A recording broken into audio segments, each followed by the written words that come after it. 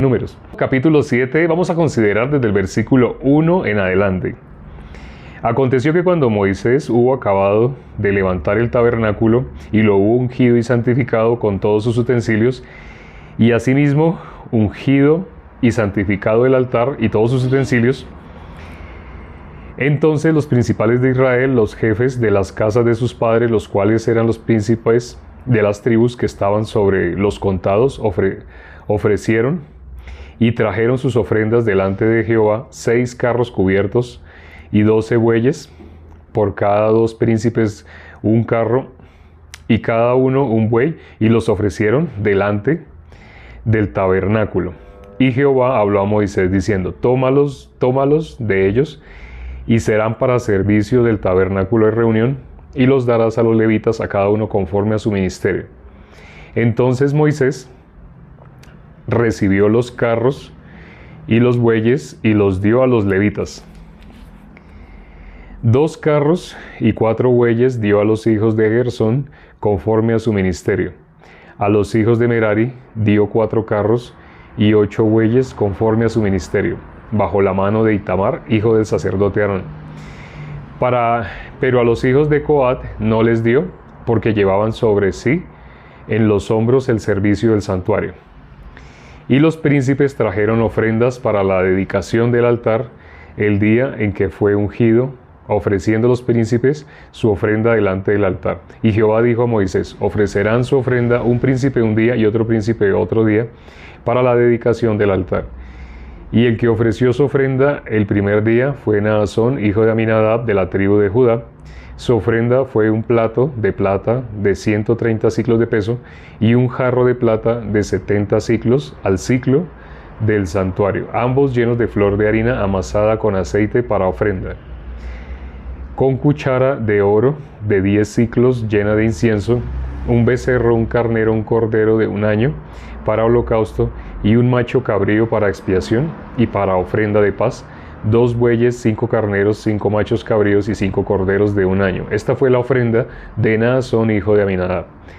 El segundo día ofreció Natanael, hijo de Suar, príncipe de Isaacar, ofreció como su ofrenda un plato de plata de 130 siclos de peso, un jarro de plata de 70 siclos al siclo del santuario, ambos llenos de flor de harina amasada con aceite para ofrenda. Una cuchara de oro de 10 siclos llena de incienso, un becerro, un carnero, un cordero de un año para holocausto, un macho cabrío para expiación y para ofrenda de paz, 2 bueyes, 5 carneros, 5 machos cabríos y 5 corderos de un año. Esta fue la ofrenda de Natanael, hijo de Suar. El tercer día, Eliab, hijo de Helón, príncipe de los hijos de Zabulón, y su ofrenda fue un plato de plata de 130 siclos de peso y un jarro de plata de 70 siclos al siclo del santuario, ambos llenos de flor de harina amasada con aceite para ofrenda.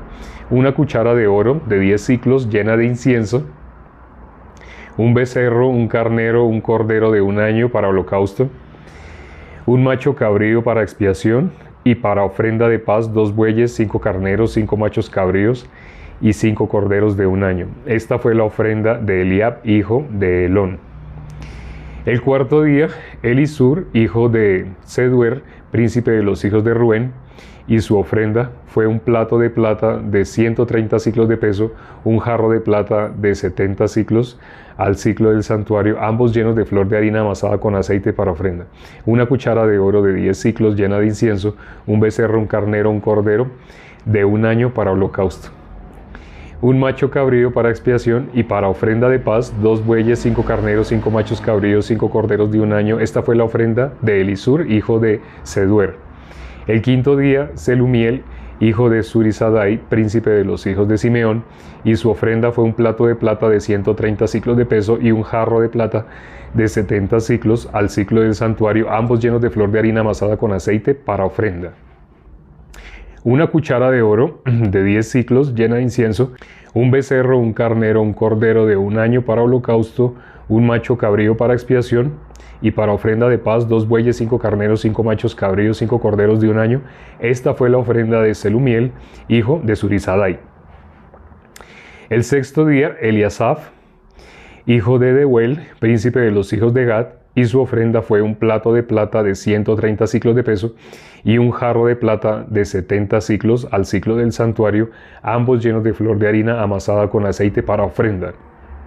Una cuchara de oro de 10 siclos llena de incienso, un becerro, un carnero, un cordero de un año para holocausto, y un macho cabrío para expiación, y para ofrenda de paz 2 bueyes, 5 carneros, 5 machos cabríos y 5 corderos de un año. Esta fue la ofrenda de Eliasaf, hijo de Deuel. El séptimo día, el príncipe de los hijos de Efraín, Elisama, hijo de Amiud, y su ofrenda fue un plato de plata de 130 siclos de peso y un jarro de plata de 70 siclos al siclo del santuario, ambos llenos de flor de harina amasada con aceite para ofrenda. Una cuchara de oro de 10 siclos llena de incienso, un becerro, un carnero, un cordero de un año para holocausto, un macho cabrío para expiación, y para ofrenda de paz 2 bueyes, 5 carneros, 5 machos cabríos y 5 corderos de un año. Esa fue la ofrenda de Elisama, hijo de Amiud. El octavo día, el príncipe de los hijos de Manasés, Gamaliel, hijo de Pedasur, y su ofrenda fue un plato de plata de 130 siclos de peso y un jarro de plata de 70 siclos al siclo del santuario, ambos llenos de flor de harina amasada con aceite para ofrenda. Una cuchara de oro de 10 siclos llena de incienso, un becerro, un carnero, un cordero de un año para holocausto, un macho cabrío para expiación, y para ofrenda de paz 2 bueyes, 5 carneros, 5 machos cabríos, 5 corderos de un año. Esta fue la ofrenda de Gamaliel, hijo de Pedasur. El noveno día, el príncipe de los hijos de Benjamín, Abidán, hijo de Gedeoni, y su ofrenda fue un plato de plata de 130 siclos de peso y un jarro de plata de 70 siclos al siclo del santuario, ambos llenos de flor de harina amasada con aceite para ofrenda. Una cuchara de oro de 10 siclos llena de incienso, un becerro, un carnero, un cordero de un año para holocausto, un macho cabrío para expiación, y para ofrenda de paz 2 bueyes, 5 carneros, 5 machos cabríos, 5 corderos de un año. Esa fue la ofrenda de Abidán, hijo de Gedeoni. El décimo día, el príncipe de los hijos de Dan, Ahiezer, hijo de Amisadai, y su ofrenda fue un plato de plata de 130 siclos de peso y un jarro de plata de 70 siclos al siclo del santuario, ambos llenos de flor de harina amasada con aceite para ofrenda. Una cuchara de oro de 10 siclos llena de incienso, un becerro, un carnero, un cordero de un año para holocausto, un macho cabrío para expiación, y para ofrenda de paz 2 bueyes, 5 carneros, 5 machos cabríos y 5 corderos de un año. Esa fue la ofrenda de Ahiezer, hijo de Amisadai. El 11º día, el príncipe de los hijos de Aser, Pagiel, hijo de Ocrán, y su ofrenda fue un plato de plata de 130 siclos de peso y un jarro de plata de 70 siclos al siclo del santuario, ambos llenos de flor de harina amasada con aceite para ofrenda. Una cuchara de oro de 10 siclos llena de incienso, un becerro, un carnero, un cordero de un año para holocausto, un macho cabrío para expiación, y para ofrenda de paz 2 bueyes, 5 carneros, 5 machos cabríos y 5 corderos de un año. Esta fue la ofrenda de Pagiel, hijo de Ocrán. El 12º día, el príncipe de los hijos de Neftalí, Ahira, hijo de Enán, su ofrenda fue un plato de plata de 130 siclos de peso, un jarro de plata de 70 siclos al siclo del santuario, ambos llenos de flor de harina amasada con aceite para ofrenda. Una cuchara de oro de 10 siclos llena de incienso, un becerro, un carnero, un cordero de un año para holocausto, un macho cabrío para expiación, y para ofrenda de paz 2 bueyes, 5 carneros, 5 machos cabríos, 5 corderos de un año. Esa fue la ofrenda de Ahira, hijo de Enán. Esta fue la ofrenda que los príncipes de Israel ofrecieron para la dedicación del altar el día en que fue ungido: 12 platos de plata, 12 jarros de plata, 12 cucharas de oro, cada plato de 130 siclos y cada jarro de 70, toda la plata de la vajilla 2400 siclos al siclo del santuario. Las 12 cucharas de oro llenas de incienso, los 10 siclos cada cuchara al siclo del santuario, todo el oro de las cucharas 120 siclos. Todos los bueyes para holocausto, 12 becerros, 12 los carneros, 12 los corderos de un año con su ofrenda, 12 los machos cabríos para expiación, y todos los bueyes de la ofrenda de paz 24 novillos, 70 los carneros, 70 los machos cabríos y 70 los corderos de un año. Esta fue la ofrenda para la dedicación del altar después que fue ungido. Y cuando entraba Moisés en el tabernáculo de reunión para hablar con Dios, oía la voz que le hablaba de encima del propiciatorio que estaba sobre el arca del testimonio, de entre los querubines, y hablaba con él. Leímos hasta el versículo 89 nada más. Solamente vamos a leer esos 89 versículos. Creo que hoy es el día que más versículos hemos leído. Normalmente leemos a veces un pasaje de un capítulo, pero hoy consideramos el capítulo entero, y el capítulo entero tenía 89 versículos. Ya vamos a llegar al Salmo 119, ya llegaremos a su debido tiempo. Las personas que nos han acompañado desde el comienzo, algunos ya han recibido la salvación y han podido leer la Biblia en orden. Empezamos en Génesis capítulo 1, versículo 1. Seguimos así, seguimos. Ya en ese momento estamos en el libro de Números. Si alguien había pensado, es que leer la Biblia es tan difícil, acompáñenos todas las noches desde la hora en punto. Ya en ese momento han pasado 13 minutos. Cuando la hora era en punto, empezamos a leer.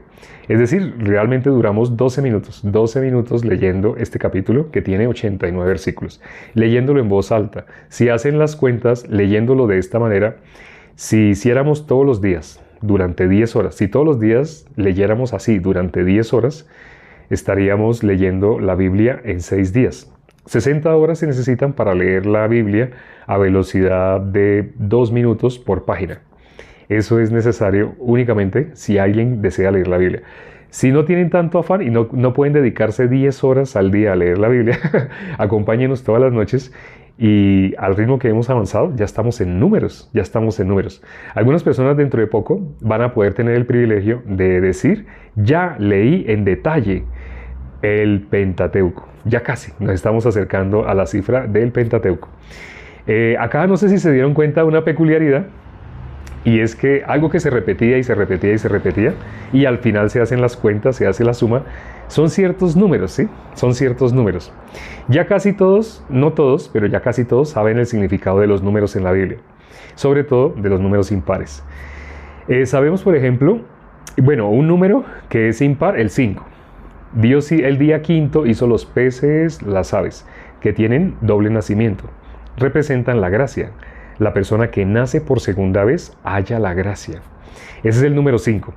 Pero existe, si le sumamos un número más, ¿cuál sería? El 6, ¿cierto? El 6, ¿qué es? El 6 es el hombre. Entonces, la gracia. Al sumarle 1, ¿quién es bíblicamente el número 1? ¿A quién le pertenece? ¿Quién es el número 1? ¿Alguien sabe? El número 1. Ya sabemos el número 5, ya sabemos el número 6, pero ahora el número 1. ¿Qué es el número 1? Dios. Jesús. Bien. Dios, Jesús. Bueno, cuando miramos en Juan capítulo 1, versículo 1, dice, en el principio era el verbo era con Dios, el verbo era Dios. ¿Qué dice el versículo 14? Aquel verbo se hizo carne y habitó entre nosotros. ¿Quién era en el principio? El verbo. El verbo era con Dios, el verbo era Dios. Así dice, ¿no? El verbo era con Dios, el verbo era Dios. ¿Y qué hizo el verbo? Se hizo carne, habitó entre nosotros. Entonces sí, quienes dijeron Dios, quienes dijeron Jesús, está bien. Sabemos qué hizo Dios el día 1, ¿no? El día 1 Dios dijo que sea la luz. Ahora, cuando dijo sea la luz no significa que la está creando, ¿no? No significa que está creando a Jesús, no. No, cuando dijo sea la luz, vamos a leerlo más exactamente como lo dice. Aunque podría parafrasearlo, pero es mejor que lo leamos. Vamos a mirar Génesis capítulo 1, versículo 1. Dice el versículo, realmente es el versículo 3, pero vamos a leer desde el versículo 1. Dice el versículo 1. En el principio creó Dios los cielos y la tierra. Ese es el versículo 1. En el principio creó Dios los cielos y la tierra. Para quienes no sabían, en los únicos 2 libros de la Biblia que empiezan exactamente con estas mismas palabras son Génesis capítulo 1 y Juan capítulo 1. Juan, entre los 4 evangelios, es el evangelio que muestra a nuestro Señor Jesucristo como el Hijo de Dios. Por eso Juan es entre todos los 4 libros del evangelio, es el libro que muestra el evangelio de una manera totalmente diferente a los otros 3 primeros libros del evangelio. Entonces, cuando leemos acá las primeras palabras que aparecen en toda la Biblia son en el principio, así dice, ¿no? En el principio. Pero cuando miramos las 3 primeras palabras que aparecen exactamente en el libro de Juan, en el Evangelio, según San Juan, son en el principio. Igual, las mismas palabras que aparecen en el principio de la Biblia aparecen también en el principio de Juan. ¿Y cuáles son esas palabras? En el principio. ¿Sí? En el principio, así. Entonces, aquí, bueno, el versículo 2, ¿qué dice el versículo 2? Y la tierra estaba desordenada y vacía, y las tinieblas estaban sobre la faz del abismo, y el Espíritu de Dios se movía sobre la faz de las aguas. Ya hemos explicado en detalle. Si miran el primer video que subimos, fue explicando Génesis 1.1. El segundo video que subimos, el segundo en vivo que hicimos, fue explicando Génesis 1.1. El tercer en vivo que hicimos fue explicando Génesis 1.1. Hicimos 3 videos hablando únicamente de Génesis 1.1. Después hicimos un en vivo hablando de Génesis 1.2, que dice, y la tierra estaba desordenada y vacía, y las tinieblas estaban sobre la faz del abismo, y el Espíritu de Dios se movía sobre la faz de las aguas. Si quieren más detalles, hay videos, versículo a versículo hay videos, los pueden ver. ¿Dónde los pueden ver? Este mismo nombre que tenemos acá, lo tenemos en todas las redes sociales. Ustedes entran a Google y escriben este mismo nombre, el mismo nombre. Son 3 palabras, no 2. Son 3 palabras. Escriben esas 3 palabras en Google y ahí pueden ver la otra red social donde subimos los videos. Este en vivo va a estar subido allá. En hora y media más o menos ya debe estar allá. ¿Qué dice el versículo 3? Al que queríamos llegar. Dice el versículo 3. Y dijo Dios, sea la luz. No sé si notan las palabras que dicen ahí. No dijo, y Dios creó la luz. No está diciendo eso. Dice, y dijo Dios, sea la luz. Y fue la luz. Dijo Dios, sea la luz, y fue la luz. Dijo, sea la luz, y fue la luz. ¿Dónde fue la luz? Si miramos los versículos anteriores, dice, la tierra estaba desordenada y vacía, y las tinieblas estaban sobre la faz del abismo. ¿Por qué dijo Dios, sea la luz? Porque todo es como estaba, en tinieblas. Todo estaba en tinieblas. Ya hay personas que saben a qué se refiere la Biblia cuando habla de la tierra. Hay personas que ya lo saben, sobre todo quienes han visto los primeros videos donde explicamos versículo a versículo, ya saben exactamente de qué está hablando. ¿Dónde dijo Dios, sea la luz? ¿Dónde dijo Dios, sea la luz? Donde dice sea la luz es donde hay tinieblas. ¿Cómo las tinieblas pueden ser deshechas? Por la luz. ¿Qué dice Juan, capítulo 1? Habla de la luz, vuelve y habla de la luz. Ya sabemos, esos 2 capítulos de la Biblia son paralelos. Cuando ustedes leen Génesis 1 o leen Juan, capítulo 1, encuentran la comparativa. ¿Por qué aquí está hablando de luz? ¿Por qué aquí está diciendo en el principio? ¿Y por qué en Juan, capítulo 1, también empieza en el principio? ¿Por qué está hablando de Dios y de Jesús en Juan 1? Y aquí también. ¿Sí? Aquí dice sea la luz. Se está refiriendo a nuestro Señor Jesucristo. Cuando leemos Juan capítulo 1 dice, aquella luz venía a este mundo. Aquella luz alumbra al mundo. ¿Cuál es esa luz? Nuestro Señor Jesucristo. Él es la luz verdadera. En el versículo 6 de Juan 1 dice que había un hombre enviado de Dios el cual se llamaba Juan. No era él la luz, sino él venía para dar testimonio de la luz. Él venía para dar testimonio de nuestro Señor Jesucristo. Aquella luz verdadera que alumbra a todo hombre. Les recomiendo una película, si hoy quieren ver en YouTube, miren el Evangelio según San Juan. Hay una película que se llama así, el Evangelio según San Juan. Y es literal, leen versículo por versículo del Evangelio de Juan. En 3 horas ustedes pueden, como si hubieran leído todo el libro del Evangelio de Juan, pero lo ven dramatizado. Dura 3 horas, casi 3 horas. Pero en esas casi 3 horas, realmente, versículo a versículo del Evangelio de Juan. Entonces, si quieren, mírenlo, se van a sorprender. Ahorita cuando termine el en vivo, ya casi vamos a terminar, tengan paciencia, nos quedan 9 minutos. Bueno, aquí dice, sea la luz. Entonces, el número 1, muy bien quienes dijeron Jesús, muy bien quienes dijeron Dios. En el principio era el verbo era con Dios, el verbo era, ¿quién? Dios. Hay algo difícil de entender para nosotros, y esa pregunta me la han hecho mucho.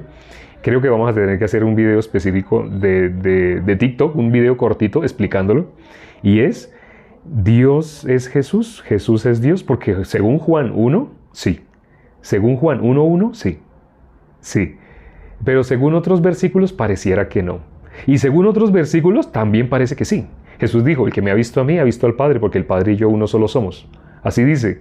Pero entonces, por otros versículos las personas dicen, no, es que hay versículos que parece que dijera que son dos diferentes. Hablando de Jesús y Dios. No estamos hablando del Espíritu en este momento, estamos hablando de Jesús y Dios. Hay personas que dicen, hay versículos que pareciera que dijera que son diferentes.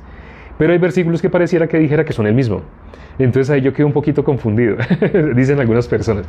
¿Por qué algunas personas quedan confundidos? Porque tratan de entender humanamente. Dice la palabra, Dios no mira lo que mira el hombre. Lo que nosotros miramos nunca podría entender con nuestra vista, con nuestra lógica, con nuestro punto de vista, nunca podríamos entender por qué Dios ve como ve. Nunca podríamos entenderlo. Pero entonces, cuando una persona quiere entender a Dios, coge la Biblia y la lee tratando de entender a Dios, ¿sabe qué está sacando esa persona? ¿Qué está sacando de camino? A Dios. Porque quiere entender a Dios. Y dice la Biblia, Dios no mira lo que mira el hombre. Ese es el principio básico para poder leer la Biblia y entenderla. No se trata de entenderla, se trata de recibir, como alguien dijo, revelación. Dios nos muestra claramente, la persona que tiene el Espíritu de Dios puede ver el lenguaje, porque la Biblia lo dice, es un lenguaje espiritual que únicamente puede ser discernido espiritualmente. La persona que lo trate de discernir por su lógica, por su pensamiento, no tiene nada que ver con Dios. Y tristemente, pues hay muchas personas liderando iglesias que lamentablemente no conocen el lenguaje espiritual. Por eso solamente ven, por ejemplo, hay dos tipos de versículos en la Biblia. Hay versículos que hablan, parece que hablaran de que nunca vamos a dejar de ser pecadores y siempre somos pecadores y siempre vamos a ser pecadores. Pero hay versículos que dicen, Jesús efectuó la purificación de nuestros pecados. Hay versículos así, yo sé que no lo conocían, muchos no lo conocían, pero hay versículos así. Hay versículos que dicen, Jesús quitó el pecado del mundo, lo dice. Jesús echó tras sus espaldas todos nuestros pecados, así. Pero también hay personas que solamente verían versículos que dicen que somos pecadores, que nunca vamos a dejar de ser pecadores, así. Hay versículos que pareciera que dijeran siempre pecadores. Pecadores, siempre pecadores. Sí. Y hay versículos que parece que dijeran sin pecado, siempre, para siempre libres del pecado. Hay versículos que pareciera que dijera que siempre ya estamos libres del pecado. Pero hay versículos que pareciera que dijeran. Entonces hay personas que tratan de buscar una conciliación. Algunas personas dicen, sí, Jesús quitó el pecado del mundo. Pero yo, a partir de este momento, ¿de dónde dice eso? A partir de este momento yo debo esforzarme. Esa persona sabe qué está haciendo, está en las obras. No se puede estar con un pie en la gracia y un pie en las obras. Y recuerden, no toda persona que dice, no, yo estoy en la gracia, yo estoy en la gracia. Una persona no está en la gracia por decir que está en la gracia. Por ejemplo, las personas que estaban con Jesús en Juan capítulo 8, ellos decían que de quién eran hijos. Ellos decían que eran hijos de Dios, ¿cierto?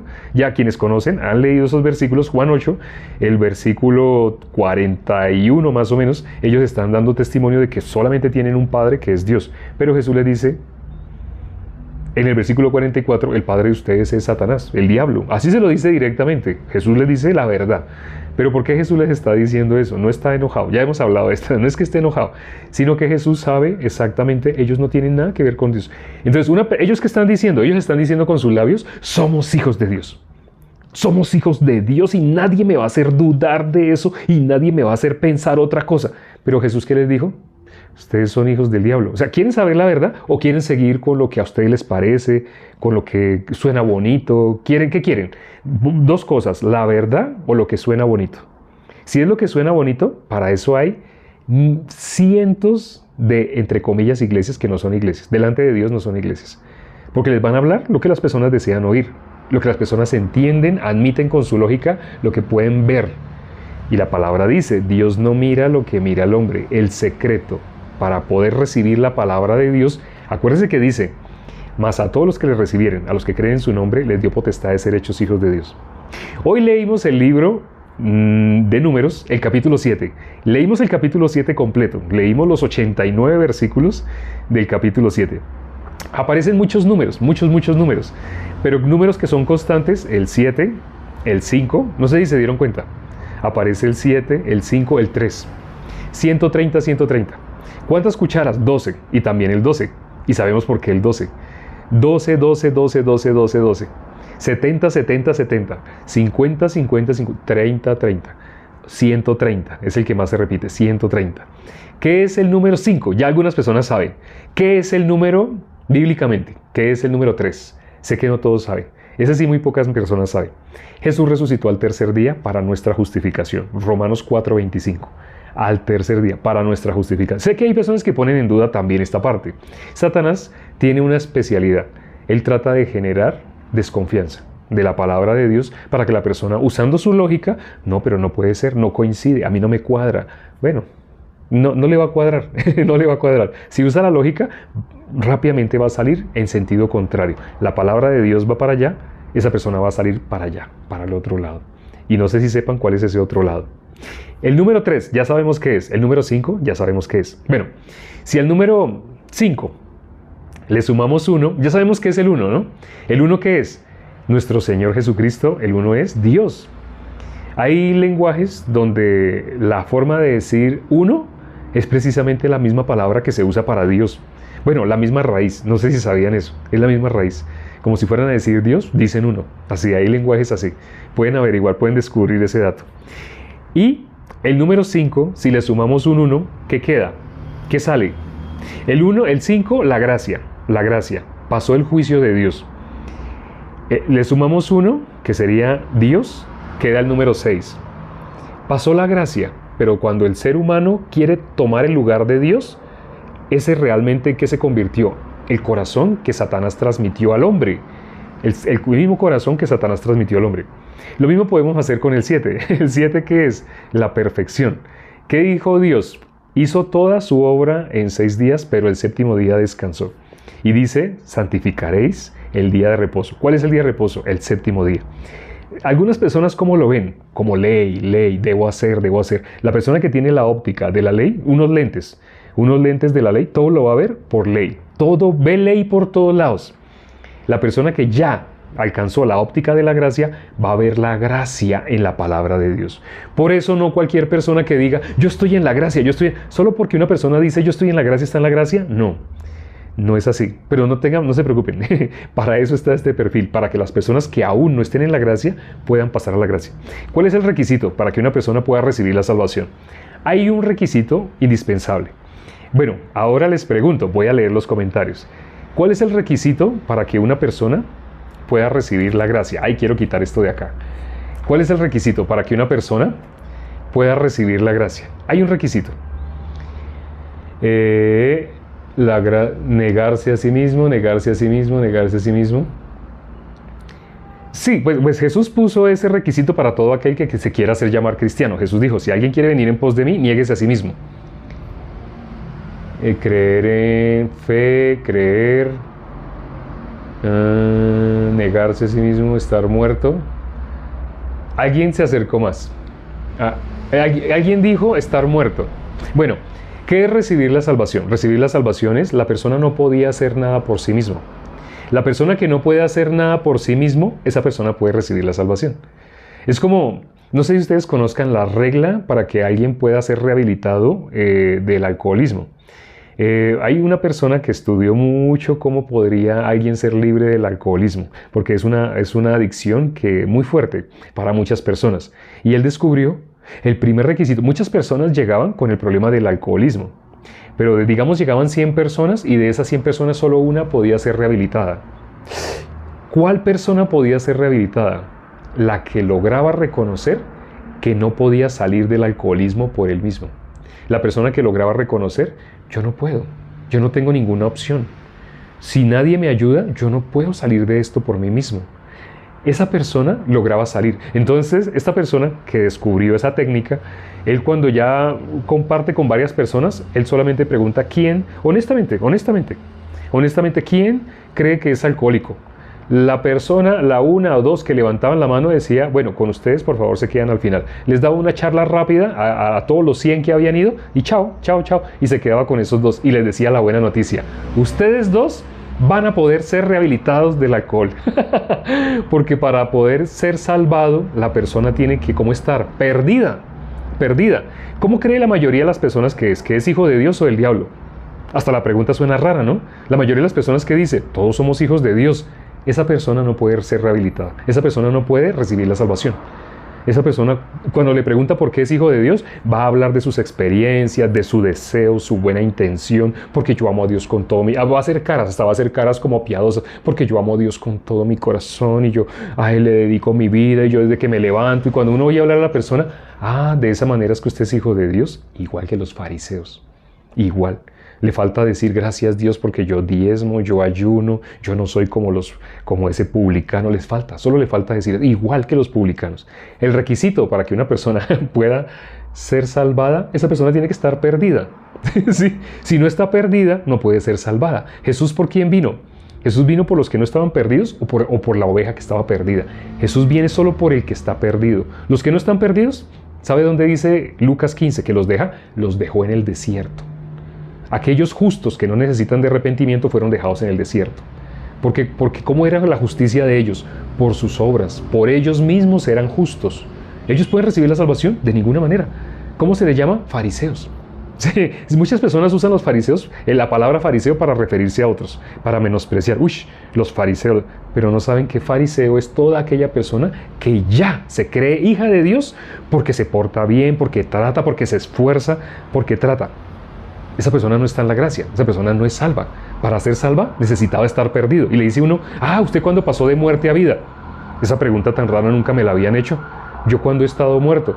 Cuando uno empieza a hablar con una persona que se expresa así, esa persona entonces no recibió la salvación. Sí, yo recibí, pero es que salvación significa usted estaba muerto, usted estaba perdido, usted no tenía ninguna esperanza. Eso significa que pudo recibir la salvación. Si no estuvo perdido, si nunca estuvo muerto, ¿de qué fue salvado entonces? Es que cuando yo hice la oración, eso no se llama ser salvado. Salvado no tenía ninguna posibilidad en sí mismo. Por eso pudo recibir la salvación. Espero que haya quedado claro y que con este corazón, quienes hayan podido oír, mañana puedan oír muy diferente. Si las personas reflexionan sobre su verdadera condición, pueden pasar de muerte a vida. Si se apoyan en, es que yo he experimentado milagros, yo llevo tantos años en iglesia. Si la persona se apoya en eso, quédate con sus experiencias. Los que estaban alrededor de Jesús también se quedaron con sus experiencias. Tienes dos opciones. Reconoces dónde estás, reconoces la verdad, reflexionas y puedes pasar de muerte a vida o puedes seguirte quedando como la mayoría de las personas. Lee Mateo 7, versículo 3 y 14. ¿A dónde va la mayoría de las personas? Vamos a orar ya para terminar. Padre, gracias por este tiempo que nos das para considerar tu palabra. Permite que las personas que se unieron hoy por primera vez y que han escuchado algo que nunca habían escuchado de la palabra de Dios, permite que mediten. No que traten de justificarse y de hablar y hablar, porque todo el ser humano automáticamente quiere hacer eso y no son ellos. La Biblia dice que la lucha no es contra sangre y carne. El que quiere que las personas no reciban la salvación es Satanás. El que hace que las personas confíen en sí mismos es Satanás. Bien dijeron muchas personas, el requisito es negarse a sí mismo. Si una persona no se niega a sí mismo, no va a poder reconocer su verdadera condición. Padre, gracias por todos los que asistieron, por todos los que han permanecido hasta este momento y hemos orado por ellos en el nombre de nuestro Señor Jesucristo. Amén.